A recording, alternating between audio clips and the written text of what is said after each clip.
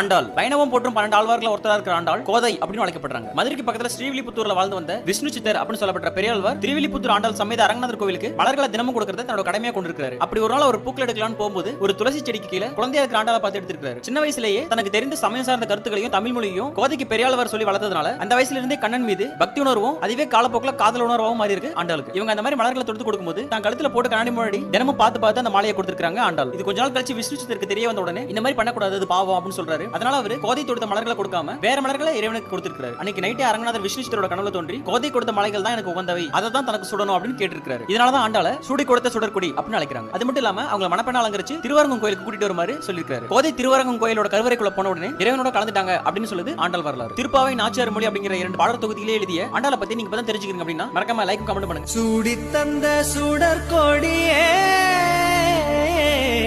சோகத்தை நிறுத்தி விடு.